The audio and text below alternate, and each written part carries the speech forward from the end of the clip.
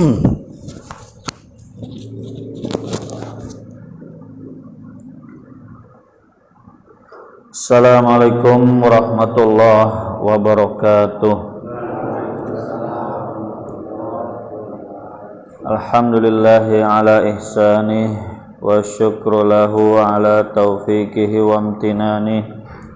Wa ashhadu an la ilaha illallah wahdahu la syarikalah ta'ziman li sya'nih.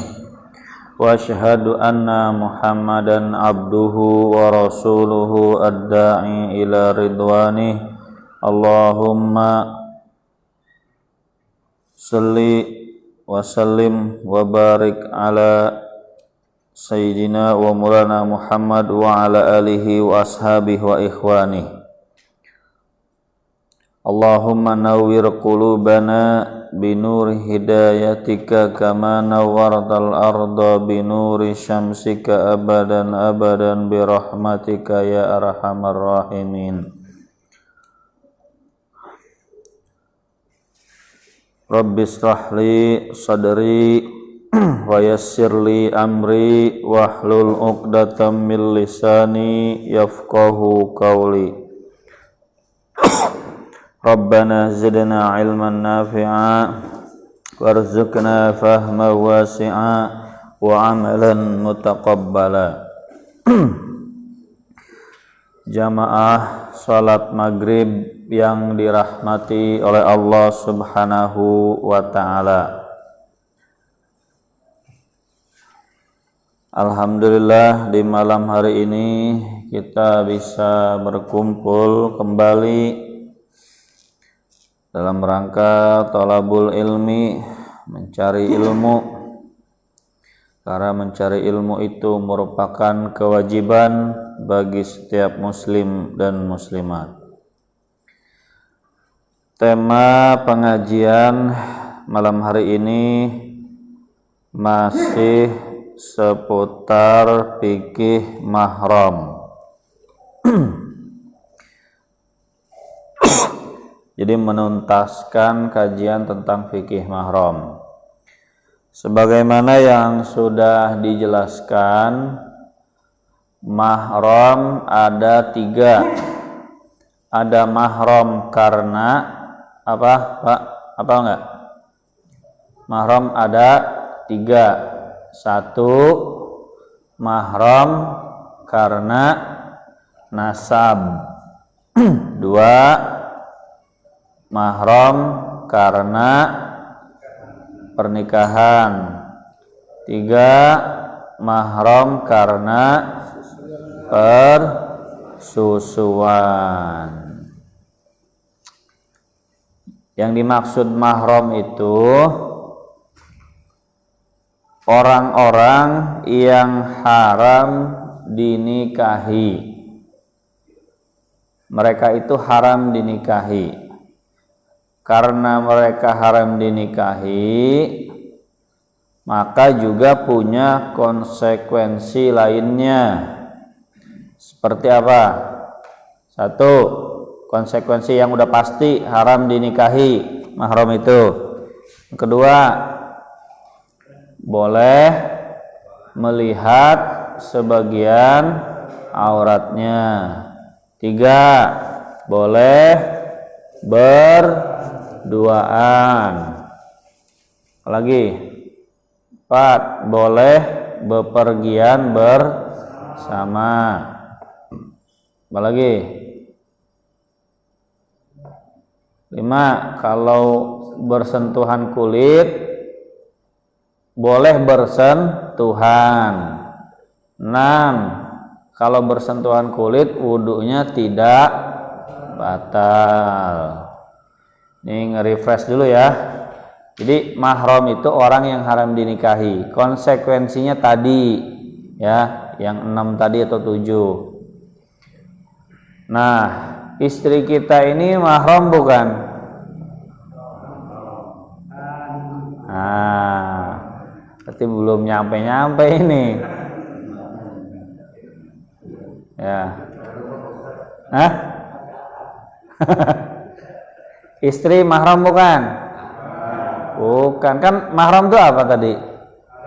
Yang haram dinikahi. Itu istrinya bapak-bapak tuh haram dinikahi enggak? Istrinya haram dinikahi enggak? Bukan sama orang lain, sama diri sendiri. Ya iya, sama orang lain. Enggak kan? Nah, berarti bukan mahram. Ulah kira-kira ti awal deui.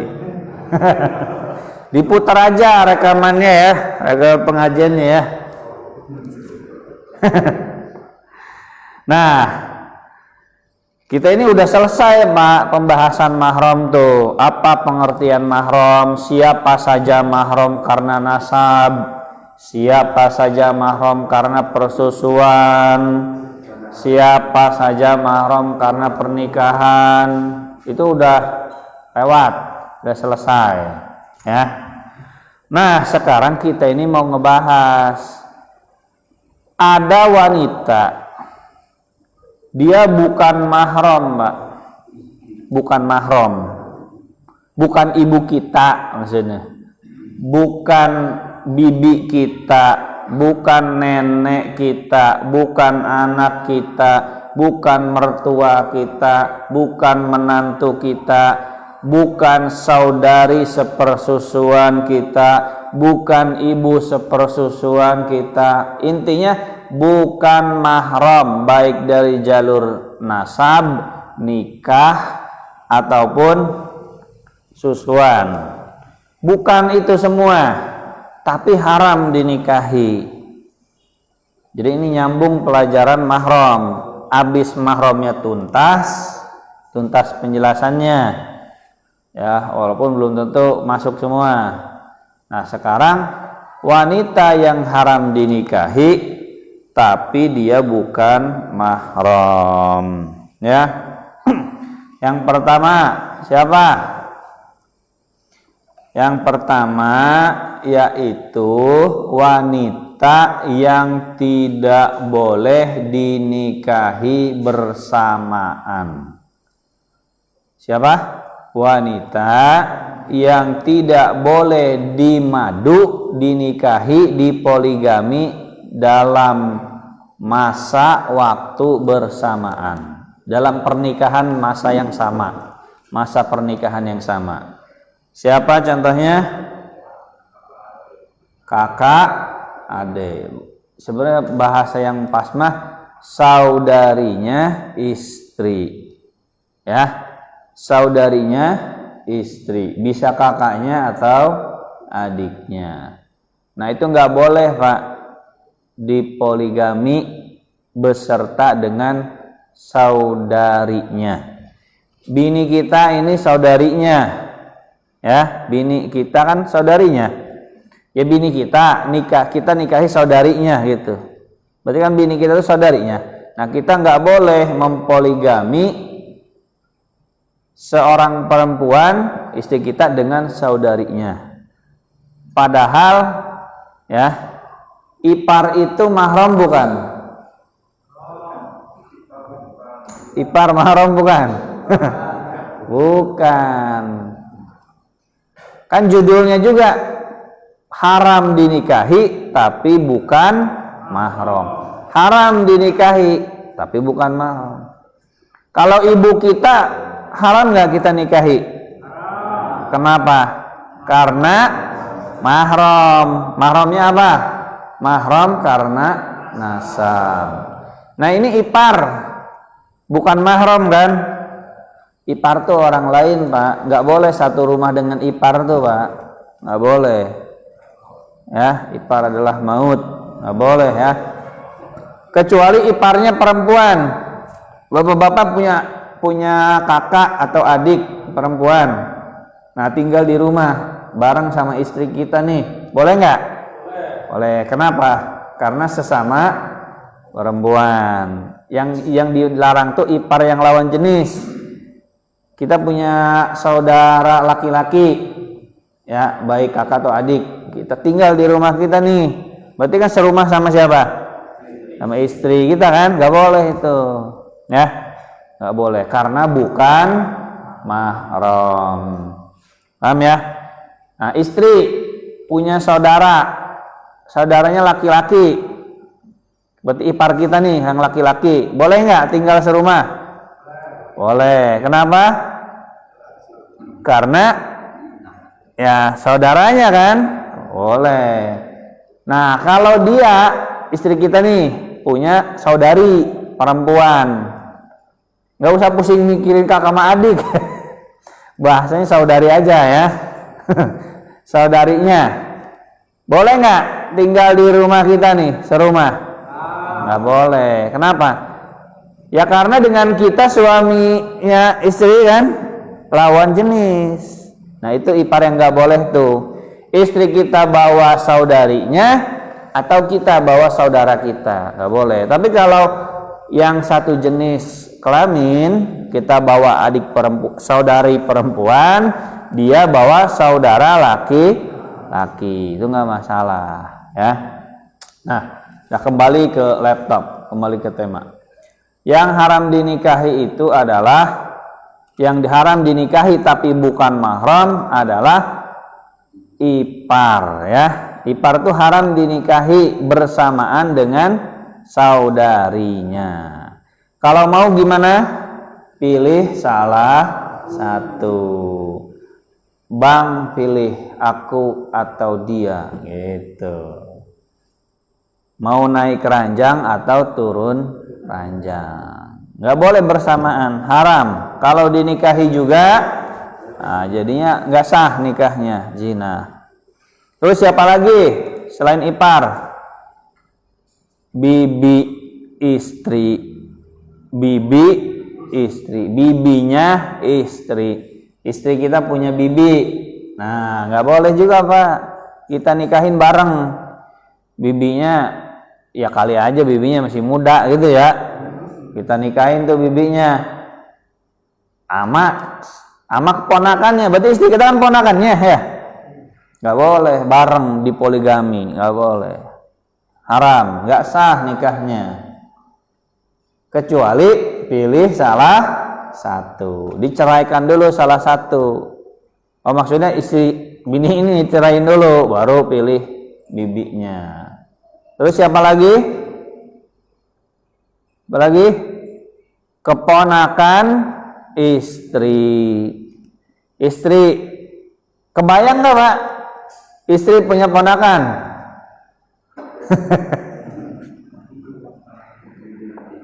Iya, anaknya bibi. Oh bukan anaknya bibi, anaknya saudaranya. Ini kita punya bini, ya, punya saudara, ya Pak. Itu tadi saudaranya, itu kan ipar kita.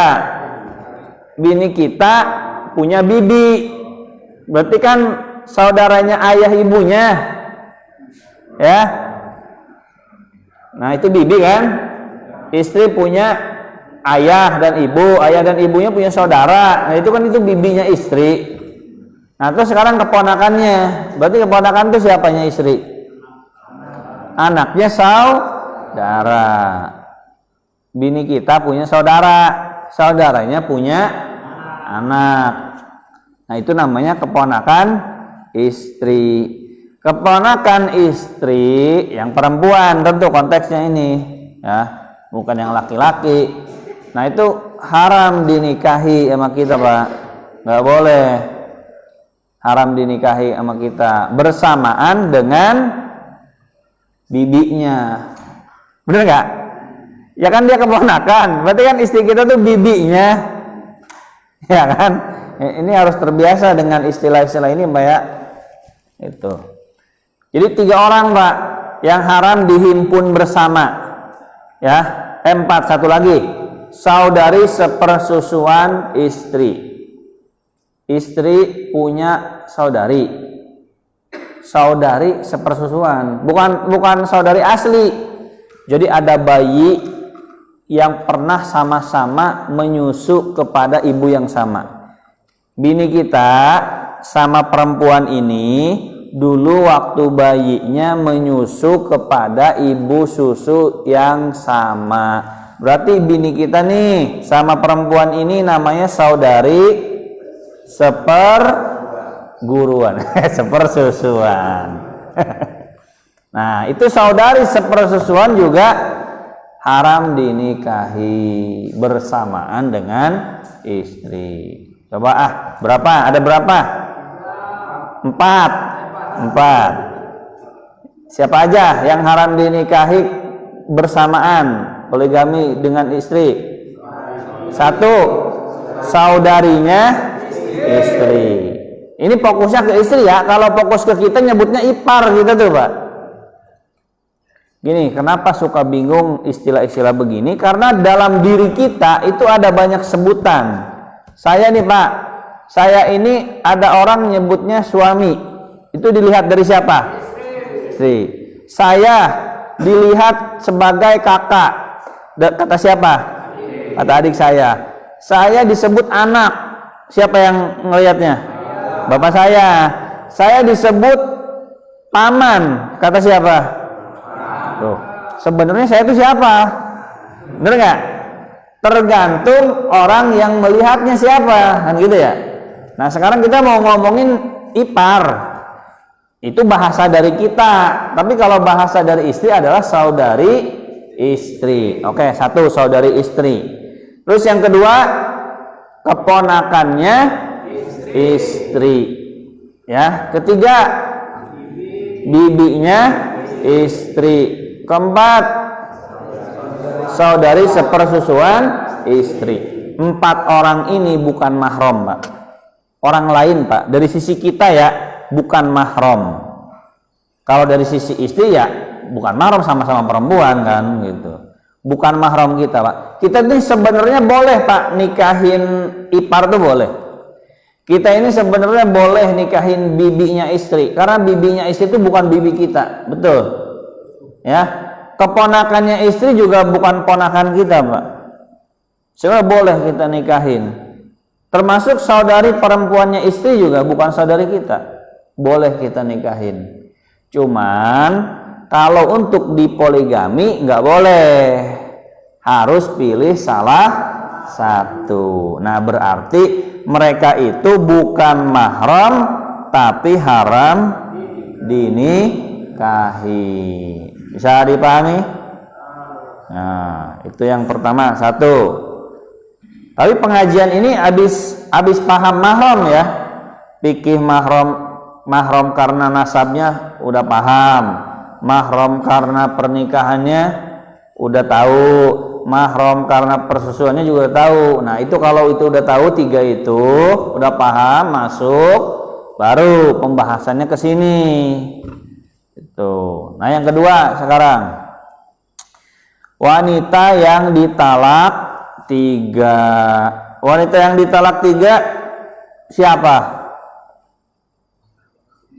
Ya istri. Enggak mungkin istri orang kan? Istri orang, kita kesel, saya talak 3. Cek emak-emak di jalan teh maneh saha cenah. Main talak urang wae cenah. Ya, ini maksudnya bini kita nih, seandainya nauzubillahi min dzalik ya. Misalkan seseorang punya istri, istrinya ditalak 3. Berarti istri yang ditalak 3 itu haram dinikahi, Pak. Haram dinikahi kembali, kecuali, ada kecualinya. Apa kecualinya? Dia nikah dulu sama orang lain dan sudah terjadi persetubuhan, Pak. Sudah terjadi persetubuhan, Pak. Sudah saling merasakan madunya, kalau bahasa hadis mah. Kamu dan dia sudah saling merasakan madunya. Dan cerainya tuh alami, Pak. Nggak pakai rekayasa. Dia sama suami keduanya, sama suami barunya tuh cerai alami, berantem, cerai, balik lagi ke kita baru boleh. Tapi kalau belum terjadi itu, ya istri kita belum nikah lagi sama orang lain, belum terjadi persetubuhan, cerainya kita rekayasa ya, sejak awal udah direkayasa, nah, itu nggak boleh. Nggak boleh dinikahi. Berarti kan dia haram dinikahi, tapi bukan mahram. Karena bini kita tuh bukan mahram, Pak. Bini kita kan bukan ibu kita kan, bukan anak, bukan ponakan, bukan kan? Ya berarti bukan mahram. Itu. Mahram itu haram dinikahi. Kalau boleh dinikahi bukan mahram. Tapi Ustaz kok boleh deket-deket? Ya boleh deket-deket itu bukan berarti dia harus selalu mahram. Ibu kita mahram, boleh kita deketan sama ibu kita kan? Boleh kita mijitin ibu, boleh kan? Boleh berduaan sama ibu, boleh? Boleh. Nah itu karena mahram. Kalau kita berduaan sama istri bukan karena mahram, karena halal. Paham ya? Istri itu boleh berduaan, boleh bepergian bareng, boleh kita deket-deket. Ya, bukan boleh deket-deket lagi, Pak. Boleh nempel, Pak. Ya. Itu bukan karena mahram, karena apa? Karena halal. Ya, jadi nggak setiap yang boleh dekat itu mahram. Jangan salah paham ya. Jangan dekat-dekat bukan mahram. Terus kita mikir, oh berarti yang dekat-dekat tuh mahram. Ah, bini kita dekat tuh, mahram. Salah. Ya. Kan kita suka ngomong gitu ya. Jangan dekat-dekat. Misalkan nih ada perempuan kita deketin, dia bilang jangan dekat-dekat, bukan mahram. Oh, terus kita mikir, oh berarti kalau yang boleh dekat itu mahram. Nah, istri kita yang kita tuduh sebagai mahram. Padahal bolehnya kita dekat sama istri bukan karena mahram, tapi karena halal. Paham ya? Nah, 2 wanita yang ditalak 3. Jadi istri yang ditalak 3 itu tidak boleh dinikahi, haram, kecuali tadi. Nah, talak 3 itu jadi, Pak, walaupun hanya bercanda. Walaupun bercanda jadi, Pak. Talak itu serius, bercandanya jadi. Ya, maka nggak boleh bercanda. Ya, nggak boleh. Jadi cerai itu. Bercanda sama istri. Kan zaman sekarang suka ada konten ngeprank gitu ya. Oh, ngeprank istri. Talak 3 di prank. Jadi itu beneran hukumnya haram, berarti udah. Berarti istrinya harus segera pergi ke rumah orang tuanya. Segeralah cari lagi laki-laki lain. Terus yang ketiga, istri orang lain. Nah, istri orang lain itu, Pak, haram dinikahi, Pak. Ya, haram dinikahi, bukan karena mahram. Benar nggak? Bini orang boleh nggak dinikahi? Ya nggak boleh, nggak boleh dinikahi. Padahal bukan mahram. Kan ibu kita haram kita nikahi, haram kan? Karena mahram. Tapi ada perempuan diharam dinikahi. Karena apa? Karena istri orang lain. Ini bukan maksudnya ada bini orang dinikahin, ya enggak sesederhana itu ceritanya. Bisa jadi ada perempuan ngaku janda, padahal suaminya masih ada, masih belum mencerai, cuman suaminya kerja di Arab misalkan 5 tahun, 10 tahun, belum dicerai sama suaminya, istrinya juga nggak ngajuin cerai. Berarti istri siapa tuh? Istri orang lain. Ceritanya begitu, ya. Bukan tiba-tiba ada istri orang di jalan, yuk kita nikah, gitu. Itu mah contoh aneh. Jadi maksudnya tuh, itu contoh kok aneh banget Pak Ustadz. Ya, bukan aneh, contohnya tuh kita ketemu janda sendirian, misalkan kita nganggapnya janda, ternyata pas kita telusuri, oh masih ada suaminya, belum dicerai. Kamu pernah ngajuin cerai nggak sama suami kamu? Belum. Suami kamu pernah nyerain? Enggak. Ngasih kabar ya ngasih kabar sih, tapi kadang ngasih uang, kadang enggak. Nah, berarti kan istri orang lain. Atau suaminya hilang, ya, hilang 2 tahun hilang, nggak ada kabar. Katanya sih mau ngerantau ke IKN katanya, gitu. Mau kerja di sana di IKN jadi OB, gitu. Tapi nggak ada kabar Pak di IKN tuh. Udah 2 tahun nih, 2 kali lebaran nggak ada kabar. Terus desas-desusnya katanya meninggal. Nah, berarti katanya kan belum pasti ya. Nah, nggak boleh kita nikahi istri orang lain. Haram, Pak. Nikahi, Pak. Mahram bukan? Bukan, tapi haram dinikahi. Paham ya? Paham lah, harusnya paham. Terus yang selanjutnya yaitu wanita yang masih dalam masa iddah. Nah, wanita yang masih dalam masa iddah. Siapa coba wanitanya? Wanita yang masih dalam masa iddah siapa? Istri orang yang dicerai atau yang ditinggal mati suami. Kalau bini kita boleh nggak dalam masa iddah kita nikahin?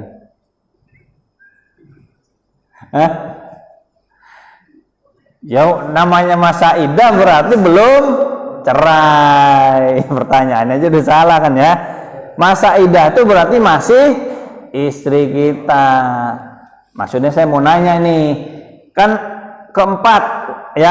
nomor 4, wanita yang masih dalam masa iddah itu haram dinikahi. Saya tanya, itu siapa? Istri orang lain. Ya kalau bini kita mah dalam masa iddah, ya bukan boleh dinikahi, Pak. Boleh rujuk, ya. Boleh rujuk. Bahkan rujuk itu hak suami, Pak. Bukannya hak istri.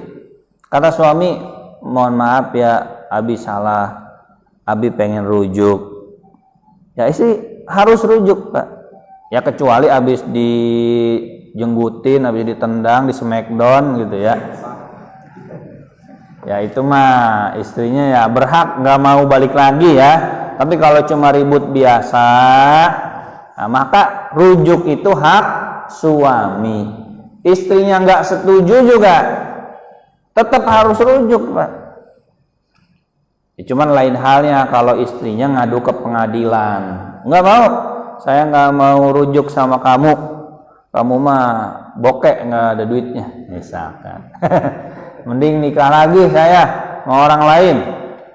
Ya itu istri sebenarnya dosa, karena suami kan cuma salahannya cuma nggak punya duit, itu berantem dikit nggak mau rujuk, terus dia gugat ke pengadilan.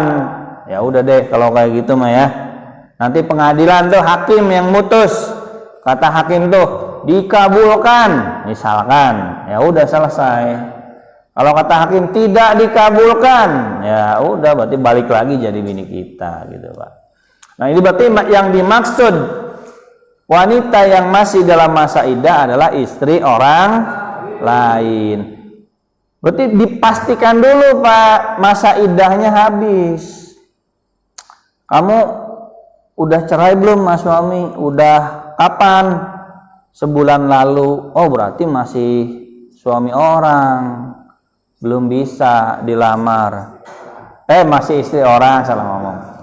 Berarti masih istri orang, nggak bisa kita nikahin. Baru 2 bulan. Nah masa iddah tuh berapa macam, Pak? Ada 4 apa 3? Coba, masa iddahnya ada yang 3 bulan. 3 bulan tuh yang apa? Yang masih haid ya. Perempuan yang masih haid iddahnya 3 kali suci. Biasanya berapa 3 kali suci itu? 3 bulan. Terus siapa lagi? Masa iddah tuh, masa iddah sampai melahirkan. Masa iddah sampai melahirkan berarti istri yang apa tuh? Yang mengandung, yang hamil. Nah yang melahirkan nih unik, Pak. Bisa 9 bulan, bisa 1 hari masa iddahnya. Suaminya kesal sama bininya, saya ceraikan kamu. Besoknya keluar anaknya, Pak. Udah lahiran. Nah besoknya boleh nggak tuh nikah lagi tuh istrinya, Pak? Boleh, karena masa iddahnya sudah habis. Masa iddah wanita hamil yaitu sampai melahirkan. Kecuali ditalaknya pas masih respek 2, Pak. Lahirannya normal 9 bulan. Berarti masa iddahnya berapa tuh? 9 bulan. Kalau baru lahir baru hamil udah hamil gede terus dicerai, ya besoknya lahiran ya berarti selesai masa iddahnya. Terus apa lagi? Wanita yang ditinggal mati oleh suaminya. Berapa bulan? 4 bulan 10 hari. 4 bulannya 4 bulan hijriah ya, qamariyah. 4 bulan 10 hari. Ya sama aja sih hitungannya, beda dikit lah. Nah, perempuan yang kondisinya masih dalam masa iddah haram dinikahi, Pak. Jadi kalau suaminya meninggal berarti ditunggu sampai kapan? 4 bulan 10 hari. Berarti 4 bulan 11 hari baru nikahin, Pak. Cuman kata yang lain tetangganya cepet banget katanya. Cari gantinya gitu. Jangan baru cerai kemarin, baru ditinggal mati kemarin, mas suami udah nikah lagi. Nggak boleh, nggak sah nikahnya, berarti haram. Gitu. Cerai sih cerai, suami wafat ya wafat, cuman ada masa iddah. Tergantung kondisinya, ya bisa 4 bulan 10 hari, bisa 3 bulan, ya bisa sampai melahirkan. Bisa dipahami, Pak ya? Nah, jadi dipastikan wanita yang akan kita nikahi itu habis masa iddahnya. Terus yang kelima, wanita kafir non ahli kitab. Jadi orang kafir itu, Pak, ada 2, ada kafir musyrik, ada kafir ahlul kitab. Kafir ahlul kitab siapa? Yahudi dan Nasrani, Kristen. Kristen sama Yahudi itu kafir ahli kitab. Non muslim mereka tuh man ahli kitab, Taurat dan Injil. Nah, selain mereka berdua seperti Buddha, Hindu, Konghucu, Zoroaster, Shinto, apalagi dan lain sebagainya ya, agama-agama selain Nasrani dan Yahudi itu namanya kafir musyrik. Wanita kafir non ahli, nih wanita kafir ahli kitab dulu deh. Wanita kafir ahli kitab boleh dinikahi. Jadi wanita yang beragama Kristen, beragama Nasrani, beragama Yahudi itu boleh, Pak, dinikahi, Pak. Bukan kata saya, ya. Bukan kata Pak Ustadz Iqbal, bukan. Kata siapa? Kata Al-Qur'an, Al-Maidah ayat 6 kalau nggak salah ya. Saya bacakan dulu ya ayatnya ya. Isi pajarkan hoak.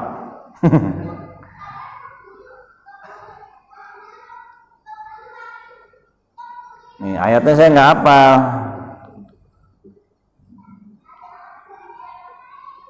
Nah, Al-Maidah ayat 5, Pak. Wa ta'amul ladzina utul kitaba hillul lakum wa ta'amukum hillul lahum. Sembelihan orang ahli kitab itu halal bagimu dan makanan kamu pula halal bagi mereka. Jadi sembelihannya ahli kitab itu halal. Walaupun nggak baca bismillah, halal sembelihan ahli kitab tuh gitu. Wal muhsanatu minal mu'minat wal muhsanatu minal ladzina utul kitaba min qablikum. Dan dihalalkan juga menikahi wanita-wanita yang menjaga kehormatannya di antara orang-orang yang diberi kitab sebelum kamu. Jadi halal, Pak, menikahi wanita ahlul kitab itu, wanita Yahudi dan Nasrani. Hah? Enggak usah. nggak masuk Islam juga nggak apa-apa, sah, boleh, tapi tidak dianjurkan. Boleh, tapi tidak dianjurkan. Nggak masuk Islam dulu, ini masih Kristen dia, masih Yahudi, boleh. Boleh itu bukan berarti dianjurkan ya, jangan salah paham ya. Bukan berarti saya menganjurkan. Paham Pak bedanya menganjurkan sama boleh nggak? Paham ya? Ulah salah tangkap nih.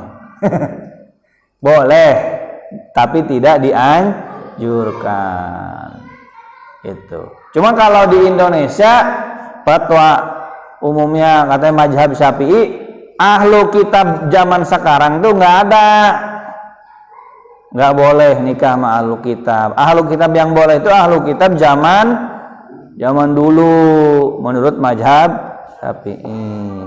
Sebab ahlu kitab zaman sekarang mah udah nggak murni gitu, karena dia turunannya bukan turunan ahlu kitab.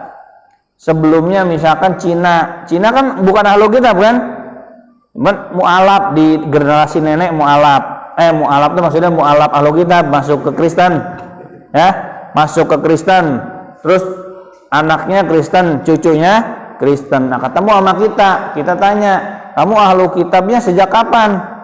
Sejak nenek saya. Berarti kan sebelumnya bukan ahlu kitab kan, sebelumnya agamanya misalkan agama Cina gitu. Nah ahlu kitab yang asli mah boleh, sejak zaman Nabi dia ahlul kitab, punya keturunan terus sampai sekarang ahlul kitab. Iman sih saya. Dah intinya gini dah ya, kalau di Indonesia nggak boleh, tapi secara hukumnya sebenarnya boleh Pak gitu. Nah wanita selain ahlul kitab ya, yang selain ahlul kitab itu haram dinikahi. Siapa selain ahlul kitab itu? Berarti yang beragama Buddha, beragama Hindu, Konghucu, itu haram dinikahi Pak. Biar boleh gimana? Harus masuk Islam terlebih dahulu. Paham ya? Kalau ahlul kitab nggak usah masuk Islam dulu, nggak usah. Ya syukur kalau masuk Islam berarti sesama muslim, itu lain lagi ceritanya. Bahasanya kan kita bahasnya ahlul kitab kan, menikahi wanita ahlul kitab. Gini pernikahan beda agama tuh ya. Laki-laki muslim boleh nikahi semua perempuan muslimah, boleh nggak? Boleh. Kecuali wanita pezina nggak boleh, walaupun dia muslim. Yang masih aktif berzina belum taubat nggak boleh dinikahi, haram. Tapi sah. Ya lagian mau aja nikahin PSK ya, walaupun dia muslim, haram, nggak boleh. Kecuali sudah taubat. Tanya, udah taubat belum? Tanya dulu, ini saya mau nikahin kamu kan mantan itu, taubat belum? Belum bang, nggak boleh. Ya bukan secara agama, secara kesehatan juga. Ya kira-kira wenya. Nah itu laki-laki muslim. Terus boleh menikahi wanita ahlul kitab. Nah kalau perempuan muslimah hanya boleh dinikahi laki-laki muslim. Wanita muslimah nggak boleh dinikahi ahli kitab, nggak boleh. Yang boleh itu laki-laki muslim menikahi wanita ahlul kitab, itu boleh. Tapi kalau wanita muslimah dinikahi laki-laki ahlul kitab tidak boleh, tidak sah nikahnya. Wanita muslimah hanya untuk laki-laki muslim. Paham ya? Ngebaliknya paham ya? Itu. Terus selanjutnya wanita selain keempat istri. Nah, yang keenam nih, wanita selain keempat istri. Dalam Islam dihalalkan menikah poligami berapa? Maksimal 4. Bapak-bapak udah berapa? 1. Aduh, kasihan banget ya. Termasuk yang ngomong ya Sang. 4 ya, 4 ini dibolehkan Pak. Dibolehkan. Belum tentu dianjurkan. Tempo dompet, tempo situasi, jangan bilang sunnah-sunnah mulu. Kata siapa sunnah? Poligami. Poligami itu belum tentu sunnah Pak. Sunnah itu dalam arti Nabi pernah melakukan, iya. Secara ilmu hadis Nabi pernah melakukan, betul. Tapi kalau hukumnya ke kita, bisa makruh, bisa haram. Kurma teu boga duit, ya, anak loba, gitu. Malah poligami, itu akhirnya rumah tangga berantakan. Nah, rumah poligami yang kayak gitu ya tercela, gitu Pak. Nah, poligami batas maksimalnya 4 Pak. Kalau ada orang menikahi 5 perempuan di waktu masa pernikahan yang sama, maka itu nikahnya zina. Siapapun dia, walaupun dia katanya Kiai Haji Al-Mukarram, Habib, Profesor, Doktor, Insinyur, siapapun dia nggak boleh menikahi wanita 5 sekaligus, ya. Bolehnya itu hanya 4. Kalau mau 5 gimana? Yang 1 dicerai, paham ya? Dicerai, berarti sisa berapa? 3. Berarti masuk 1 lagi, bukan yang kelima sebenarnya mah, yang istri keempat, kan gitu ya.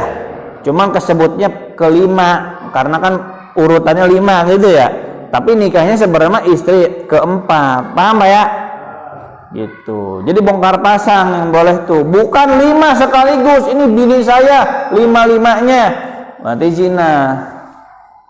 Apalagi 6, apalagi 12, zina itu. Walaupun bilangnya Kiai Al-Mukarram, ya, kompresor, profesor, doktor, ya, nggak boleh.